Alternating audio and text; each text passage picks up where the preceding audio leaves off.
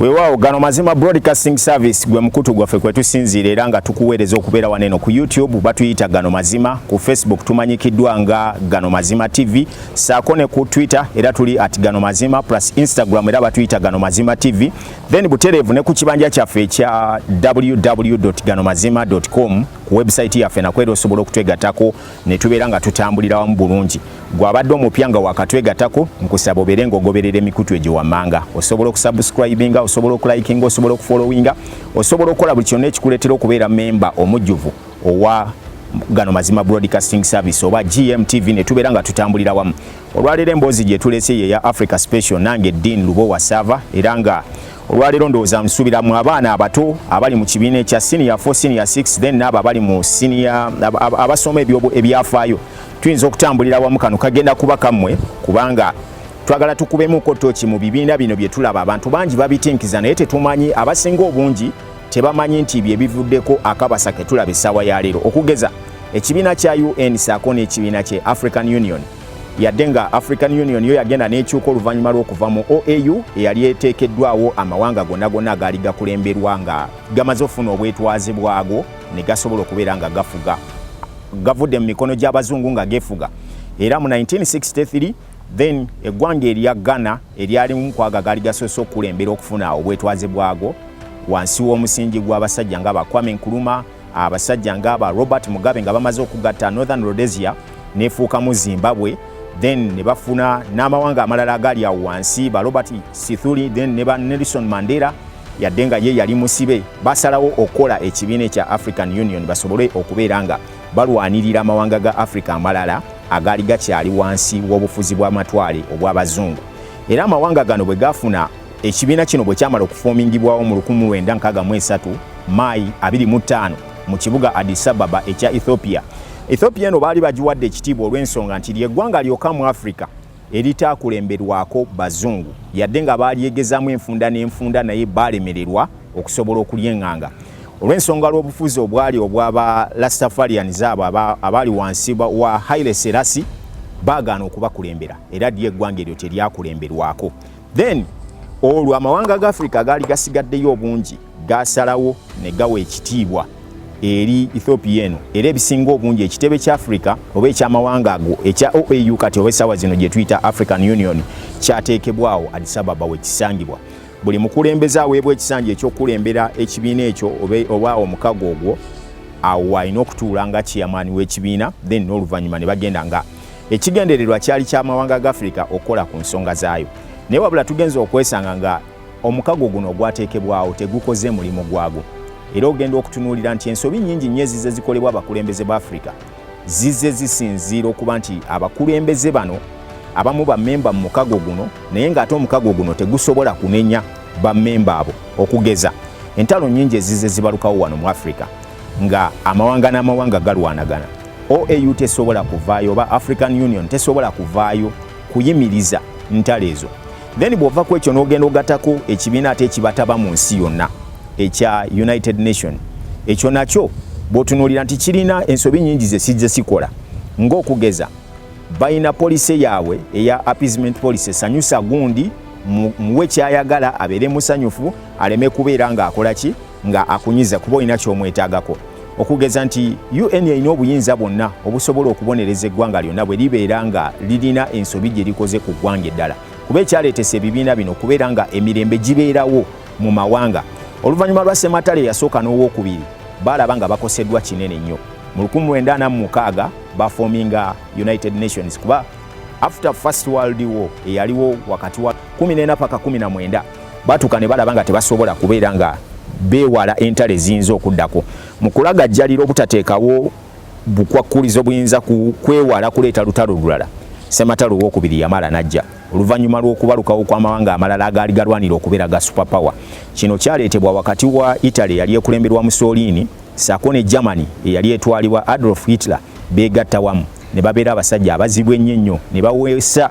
ebyokulwanyisa ebitakkirizibwa kubanga bikozesebwa mu mawanga ag'enjawulo ng'okugeza nuclear bombs ezo ne bazikola era ekyavaamu mu kwagala zigezesa n'okutakula entalo ennyingi ennyo ku mawanga agaalinga gabanyiizizza. Ssematalo owokubiri yalabika kyokka nga tolwa amawanga agaali galiwo agaali gatwalibwanga ga superpower mu biseera ebyo Bufalansa ne Bungereza baali tebalina we basobola kwataganira ddala kulanga benganga amaanyi Italy ge yali erina ne Germany. So Sematalo owokubiri ng'atandise kyawaliriza America eyali mu byayo nga teyagala kubeera nga yeetaba mu bintu by'Abangereza kubanga be baali babafuze obumbula be baali ba colonial master baabwe era ne babeeta kuluzaako mu 1873 ne babejjako ne bafuna independence yaabwe. Then bwe tujja okutuuka okulaba nga amawanga gano gatuuse okwagala okulwanagana n'okwegwa mu bulago ne gakubagana, Sematalo owokubiri alabiseewo America yajja n'etaasa Bungereza ne Bufalansa ne bakuba bubi nnyo Germany ne Mussolini oyo era ekiviirako okulowooza nti Adolf Hitler yabula bubuzi n'adduka kuba teri yalaba ku mulambo gwe oba yeeziika bweziiso oba yeekola ki Mukama yamanyi buli kimu kyonna. Naye bwe bamala okufoominga United Nations eno bagireeta n'ekigendererwa ekyokulaba nga balwanyisa n'okutangira obutaddamu kubaawo lutalo lwonna luyinza kuvaamu kubanga luleeta Sematalo omulala ng'ono ezaali zibaddewo ez'ebbiri. Kyokka amawanga gano bwe gamala okuteekawo agakkirizibwa ne gateekebwako obukwakkulizo n'emitendera gy'olina okuyitamu okufuuka memba w'amawanga gano kuba si buli ggwanga lyolaba nti memba wa UN nedda kubanga waliwo ebibiina bingi bye tuwulira, waliwo nga zi NATO, waliwo UN, waliwo African Union, naye si gonna buli mawanga gwolaba nti oba simanyizi IGAD simanyizi ani nti bamemba ba bitongole ebyo byowulira. Kati obuzibu buvaawa essaawa ya leero tulaba bannakyemalira bangi beeyongedde okujja ku ssemazinga wa Africa ate ng'ekigendererwa ekyaleetesa ebitongole bino oba emikago gy'ebibiina bino kwe kulaba nga batangira ebintu bwe bityo. Kuba ekimu ku byaleetesa okufoominga OAU ng'oggyeko ekyokubeera nti baali balwanyisa okwejja mu mikono gy'abazungu bafune independence, baali tebalwanyisa ekimu ku ebyo era mwalimu n'okulwanyisa obufuzi obw'obumbula nga bw'olaba bano bannakyemalira abasinga obungi be tusobola okulaba mu Africa kakati abaliwo. Abakulembeze nga ba Mugabe bwe babaddewo, abakulembeze nga ba Omar Bashir bwe babaddewo, abakulembeze nga ba Muammar Gaddafi bwe babaddewo, abakulembeze nga Yoweri Kaguta Museveni bw'omulaba wano nti n'abantu be batuuse okubeera nga bagamba tetukyakwagala tukukooye ebbanga ly'otufuze ddene nnyo. Ebyo bye bimu ku ebyo byali bireetesezza emikago gy'ebibiina bino, naye tugenze okutuuka okulaba nga ebibiina bino tebisobola kukola mulimu gwabyo gwabireetesa era ng'entalo nnyingi ezize zibalukawo ne batuuka ne beenenya ne bagamba nti munaatusonyiwa tetwasobola kukola kimala. Okugeza mu 1994 Abanyarwanda nga beegwa mu bulago beetugaŋŋana bettiŋŋana wakati w'Abatuusi n'Abahutu baakubagana ne mufiiramu n'abakulembeze b'amu Byalimaani yali owa Rwanda yennyini abafiira mu nnyonyi gye babatulisizaamu. Olwo balyoke baleete Kagame ayingire okufuuka pulezidenti wa Rwanda omujjuvu mu 1994. Oluvannyuma lw'ekita abantu ekyo ekyaliwo UN juzi baali bakuze emyaka 20 bukyanga ku kita bantu ekyo kibaawo. Yali omukulembeze wa UN mu biseera ebyo Ban Ki-moon yavaayo n'agamba nti munaatusonyiwa tetwasobola kulwanyisa kita bantu kino kyaliwo olwaddagundi okuba nti twali twakozesa double standards nga tetusobola kulwanyisa bazungu, tetusobola kwerwanyisa, tetusobola na kuyimiriza ekyo ekyaliwo. Amawanga ago ne gagwaŋŋana mu bantu era abantu abaali bakwatira ddala mu kakadde kalamba ne bafa ekyaviirako n'abamu okuba nti baafuuka ababunzibunzi oba abanoonyi b'obubudamu ba refugee okugenda mu mawanga ag'enjawulo. Katukwatemu katono then n'oluvannyuma tukomewo n'ekitundu ekirala.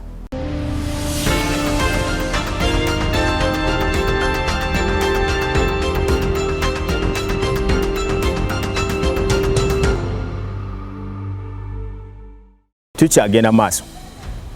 njagala okujjukiza nti subscription gye tuli nkulu nnyo naddala ng'oginyize ku mukutu gwaffe guno gwa YouTube. Twagala kuweza namba y'abo abatugoberera era kitusobozesa okumanya nti buli kye tukola nti kakati kino tukikoledde abantu 15,000 oba omutwalo gumu be balina okuba nga bakigoberera. Ate era nga nammwe ku YouTube bwe mbeera nga mutulabye bulungi nnyo bw'oba olabyewaako ono mukwate omugabanyeeko abantu abalala basobole okubeera nga nabo bayiga bulungi nnyo kyekigenda mu maaso. Nyongera okutumira ku abo bannaffe abongera okuba nga batulaba bulungi nnyo, mukola kyamaanyi nnyo era nammwe abatuteekamu amaanyi okulaba bye tukola ne mubisiima ne mubikomentingako obeera n'okoze kikulu nnyo kuba nange ntegeera nti eriyo abagoberera byenkola ate era nga babijjamu omulamwa. Mwena mwebale kuba bulungi nnyo. James Sewanonda manyi nti onyumirwa nnyo akanyomero kano aka Africa Special nkutumiddeko saako n'abalala mikwano gyange abamu besijjukira bulungi mannya ssaawa zino naye nga mbalaba nti muteekako nnyo obuvunaanyizibwa okusobola okuba nga mutugoberera. Weewaawo nti emabegako awo abasajja bano abakambwe bagenda ne balinnya mu intaneti ne babeera nga batulemesa okuba nga tufuna empeereza yaffe ya buli lunaku naye internet yabakaluubiridde ne bagijja mu nsawo ne bagituddiza. Kale katweyongereyo gena maaso n'ekitundu kino ekyokubiri. Wetusimbiddemu ekyawakati nga tutunuulira obunafu oba obulegevu obuli mu bibiina bino ebyateekebwawo nga mu kujja kwabyo mu kusooka byasooka ne biraga nti bigenda kukola nnyo era ne biteekawo treaties ez'enjawulo oba charters ez'enjawulo ze basayiningako nti kakati simanyi wasayininga kweno tolina kukola bwoti, simanyi okulwanirira eddembe ly'obuntu, simanyi obufuzi bw'obumbula. Naye bw'ogenda okwetegereza ennyo nti ate abazungu be bamu oba abasajja bano be bamu bakakola mikago gino oba kuteekawo mateeka gano tebagagoberera, era ogenda okwesanga ng'abantu ba bulijjo battiddwa ate olwo ne balyoka bavaayo ne bategeeza nga bwe beenenye ennyo era bwe gubasinze ennyo abantu okuttibwa n'okubeera nga bafiira obwereere. Kino kitukosa ki era kitegeeza ki nti kireetera ne bano abafuzi abaviirako embeera eyo bwetyo okubeera nga tebafaayo amanyi nti era tebalina kye bajja kunkola, kubanga ekisooka kya byonna etteeka eryo terinenya sitting president oba kalibeere erya UN, kalibeere erya ICC gye boogerako, kalibeere erino erya AU. Terisobola kunenya sitting president okujjako ng'ate amaze okuvaayo. Ate era tetulabangako wano mu mukago ogwo gwa AU. Sisuubira nti oba gwina ne kooti yaagwo mwe gulamulira abantu abo ababeera bayisiza obubi bakulembe abantu baabwe mu mawanga gano, kubanga jjukira ekisooka kya byonna emikago gino tegiriiwo ku lw'abantu ba ssekinnoomu, giriwo ku lw'amawanga gano okulaba nga gakuuma obumu n'obwa ssekinnoomu bwagateekesaawo. Bwe kibanga ekyali kisooka kwe kulaba nga bakunga abazungu bave mu Afirika bagende buli ggwanga lya Afirika libeere nga lyefuga lyekolere ku nsonga lyalyo. Ekyo baakikola okutuusiza ddala mu mwaka gwa 1994 kubanga ly'eggwanga erya South Africa eryasembayo. In fact si 94 kutuukira ddala mu mwaka gwa 2011 South Sudan luma n'ogwa waggulu ne yeetakuluzaako Sudan eya North oba gye bayita eya Katumu eya Bashir ne bamwejjako nga abasajja abo bamufiiriddemu n'abamu baggala nga bagenze Salva Kiir yalyoka ateekinge obuyinza okubeera nga afunira Sudan ly'eggwanga erisembayo obuto ennyo mu Afirika wano okubeera nga lifuna independence yaalyo. Luli emabega abadde South Africa ye yasembayo okubanga afuna independence ye mwaka gwa 1994 na emabega awo 93 naddirirwako yali Eritrea ye yali esembyeyo nayo okubanga efuna independence yayo okwetakuluza okuva ku Somalia yali egifuukidde ekizibu ng'egifuza obumbula ne Eritrea ne Ethiopia kuba ate ekisinga okwewuunyisa nti Ethiopia yo yagaana ogifuga naye ate neyagala efuge mawanga gannaayo. Kati awo olabira nti obwenkanya simanyi mu nsi munaani alibuleeta n'abuteekawo kubanga amawanga gano bw'otunuulira ebimu ku byabo abasajja ababiteekawo baali ba Pan-Africanist nnyo era nga bakulaga nti baagala nnyo Afirika, buli kye balowooza kya Afirika era buli kye balina okukola kya Afirika, buli ekirina okukolebwa kya Afirika, tebaagala muzungu kujja wano. Abaakituukiriza n'ekyo okulaba nga balwanyisa omuzungu obutabeera wano yadde okusigala mu bintu by'abaddugavu. Mugabe bwe bamala okugatta Northern Rhodesia ne bagigatta efuuke Zimbabwe eyawamu, yakola kinene nnyo okugoba abazungu okubagoba ku ttaka era ndowooza Mugabe obukulembeze bwe bwonna bw'abadde amazeeko abadde ali ku embago oba bands ez'enjawulo okuva mu mawanga g'abazungu nga tebamwetaagira ddala. Bw'ova ku oyo n'ojja ku ggwanga erya Libya eryabadde likulemberwa omusajja ono omugenzi eyakafa Gaddafi. Naye Gaddafi bwe yatuuka n'alaba nti abazungu kye kizibu kya Afirika n'abagobera ddala mu Afirika kuba yatuuka n'alaba ng'ebyobugagga alina, amafuta alina, asobola okukola ku nsi ye eya Libya n'agiwa buli kye yali kyetaaga kyonna. Era emyaka kumpi 40 gye yamala ng'akulembera Libya yasobola okukolera Libya bye yali yeetaaga. Naye ng'ate bwe tuddako emabega mu bufuzi buli obw'obumbula bwe yali ayisaamu bannansi be nga batuuse okubeera nga bamukooye, tewaaliyo ggwanga lya Afirika lyali lisobola kuvaayo kumugambako nti owaaye bino si bye bimu ku byatuleetesa okubeera nga tukola omukago guno. African Union yasirika busirisi ate yali emutyana nnyo kubanga ye yaleeta move eyo ey'okulaba nga bakyusa erinnya okuva ku OAU eyali efoomingiddwawo 1963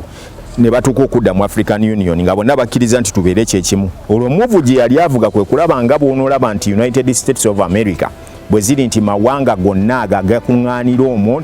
n'amasaza ago ne gafuuka eggwanga limu. Kati noono kye yali yeetaaga kwe kulaba nti amawanga ga Afirika gonna gafuuka eggwanga limu. Ekimu ku kyamukaluubiriza ennyo kubanga mwalimu abasajja bannakyemalira ab'emputtu ennene nga kwakati toyinza kulaba omusajja nga Museveni ng'ayinza okukkiriza nti agende abeere ng'ali wansi wa Gaddafi nga yamufuga ng'ate naye ayagala kufuga banne. Ngera kati bw'omulaba essaawa ya leero wano nti naye ali mu kuvuga muuvu ey'okola East African Union oba community naye mulemi olw'ensonga nti ate mubayagala ofuga nabeera mulimu ab'emitwe eminene kuba bamu kubakyasinze omukalubiriza y'omunga kuba Kagame bagenda ne batuula wali ne bagamba nti kakati ono omusajja omu ewuwe eggwanga lye limulemi okubanga alifuga akaana kamu kamutawaanya kati ate ayagala fuga ffe abangi abali wano kati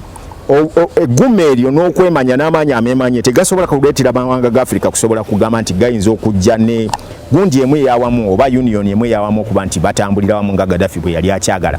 Pan-Africanist bano bw'oba batunuulidde naddala ebintu bye baakola okugeza oyinza okutunuulira Amini wano yajja y'omu ku bantu be balowooza abaali ba nationalist ennyo abaali baagala amawanga gaabwe era nga baagala buli kye bakola kibeere kyakulwa ggwanga lyabwe Africa ebere for Africa, Uganda ebere for Ugandans. Naye problem we yava nti bagenda ne bayitawo ne bakola ate ekyo ekibasussa ku ekyo abantu kye babadde babasuubiramu kubanga mu kujja kwabwe abantu baba baagala nnyo naye bagenda okutuuka okulaba nga bye bakola ate abantu bivuddemu ekyo ne mugenda muyingiramu ekitta abantu kubanga bonna bo batunuulira buli omu gyali mu ggwanga lye ekiyiwa musaayi buli muntu akirozezzaako okugeza bw'otunuulira Sudaani nga bwebadde nga abaddugavu bano abadinka bawakana bagamba nti nedda twagala kwekulembera ngafu bwe tuli abaddugavu kuba ate mweri abawalabu mutuboola temutwagala mugamba tuli baana ba kibyeno wansi katukkirize tusigale eno ffekka takyagala era abakulembedde ebbanga lyababaddeko paka okutuuka mu mwaka gwa 2011 mu Julaayi bwenzijukira ne balyoka bafuna independence yaabwe yasooka nga bamaze okulwanagana okuttiŋŋana naye ng'ekibattisa ki Sudaani ey'omumaserengeta erina amafuta mangi erina ebirombe bya zaabu bingi ng'ate oli ow'omumambuka alaba bwakkiriza bano beefuge agenda kufiirwa ebirombe bino agenda kufiirwa ebyobugagga bino n'asalawo abafuukira olukokkobe kyokka ebyo biba bigenda mu maaso nkugambye ebibiina biri waggulu ebibiri tebivaayo kubaako kye bikola wabula birinda bulinzi ne bigamba katulinde tulabe oba banakkiriza katulinde tulabe kubanga kati bw'otunuulira abasajja Abasudaani bali mu kwekuba babadde beekuba ebbanga eryo lyonna naye nga AU teyinza kuvaayo kujja kubagamba nti abaaye ekyatuleetesa kulaba nga buli ggwanga lya Afrika lyefuga mwabe muba temukkiriziganya na bukulembeze buno buliwo muleke agende abeere yekka naawe kola ebibyo mwena mufoominga eggwanga eryammwe era ogenza okulaba nti abasajja battiŋŋanye paka okutuusa lwe batuuse ne bakivaako ne bagamba nti katwefuge kakati bw'odda ku sayidi ya UN n'abazungu baako ate y'ogubula asala kubanga abasajja bwe baba balina kye baagala okukozesa eggwanga erimu oba omukulembeze omuwano mu Afirika bamuwa amaanyi gonna n'akola buli kye beetaaga akole kyokka bwe kituuka ku ssaawa nga waliwo okulinnyirira eddembe ly'obuntu oba okufuga abantu obumbula UN tesobola kuvaayo kujja kwogera ku ggwanga eryo era olwo n'omukulembeze oyo atandika okubeera nga kati bola buwafu wa wano bw'atandika olumu okuvaayo n'agamba nti abazungu abo doza idiots tebasobola kuleeta wano ndowooza zaabwe bajje baziteeke muffe naye ate baba bamwetaaga okugenda okubakolera emirimu gyabwe nga gamba okugenda alwane mu mawanga ag'enjawulo ageetoolodde wano Central African Republic simanyi genda e Congo simanyi yambuka e Somalia kirira Iraq abaana baffe gye bali mu kukola obwa machinery oba gye baliyo ng'abacuba awo wota batunuulira ng'aba idiots era abamanya nti baleese akasente bakayingiza ate nabo bennyini olwo ne baplayinga double standard oba appeasement policy nti kakati katukolere kino kanaffe tumuleka agire ng'abeera mu buyinza asobole okuba nga atuusiza missioni zaffe ze twetaaga olwo ye ate omuntu wa wansi ono gwe bakulembera ne bamuleka ng'ali mu bumbula ebimu ku ebyo bye bireetedde okulaba nti abantu omulamu ogwateekebwawo okuleeta ebibiina bino gwaggwaawo era bannansi abasinga obungi babitunuulira kyamulinga essalambwa eriri mu nsenke tebaagala kumanya kubanga tebiyambye kimala nakulaze ensonga ya Rwanda nti bamala okuttiŋŋana mu mwaka gwa 1994 abahutu beegudde mu bulago n'abatuusi UN yali weeri African Union yali weeri tebasobola kutaasa abantu bano kubayamba wabula bamala okuttiŋŋana ate olwo ne balyoka bajja bagamba nti mutusonyiwe tetwakola kimala kusobola kutaasa bulamu bw'abantu kuba abantu abasoba mu kakadde kalamba baafiira mu lutalo olwo olwaliyo era nzijukira Ban Ki-moon wano nga Rwanda eweze emyaka 20 egy'okujjukira ekitta abantu ekyo ekyaliyo yavaayo ne yeetonda ku lwa UN n'agamba nti mutusonyiwe tetwasobola kukola ki kutaasa bulamu bw'abantu abaaliwo twapuleyinga double standard buli sayidi twali tugiwagira kuba bo baba baagala ani anaasinga gwe anaasigala ng'agenda naye ono gwe banyigiriza n'anyigiriza bonna baba babawagira kati awo olabira nti omulamwa omukulu ogw'okuteekebwawo kw'ebibiina bino gulabika nga ogutakyasobola kukola Africa Special ye program gye tutambula nayo era nga tusinzira wano ku gano Mazima Broadcasting Service osobola okutugoberera ku mikutu gyaffe wammanga nga bwe nagambye mu ntandikwa ku YouTube tuyitibwa gano Mazima Facebook tuli Gano Mazima TV, then ku Twitter nakwera Twitter @ganomazima, ne ku Instagram era tuli Gano Mazima TV. Then era ne ku mukutu gwaffe ogw'enjawulo oba ku kibanja kyaffe ekya website tuyitibwa www.ganomazima.com. Tugoberere osobola okuleeta okulanga naffe gwalina business yo ne tutambulira wamu. Tukola ebintu bingi nnyo ng'ogyeko programs zino ez'enjawulo ze tukola gamba nga documentaries, tukola okunoonyereza okw'enjawulo, tukola buli mulimu gw'olaba nti obulango tubikola, doing consultancy even for other media stations nazo tusobola okuziyambako ne tuzirungamya ne tuziteekawo zirina okubeera bulungi nga zitambulira mu kkowe etuufu eri amawulire, saako n'okurebranding ebitongole by'enjawulo nga bw'onogamba nti njagala kukyusa ndabika yange, byonna tubikola. Bw'oba ng'otutuukiridde osobola okubeera nga ofuna bulungi nnyo obubaka bwaffe.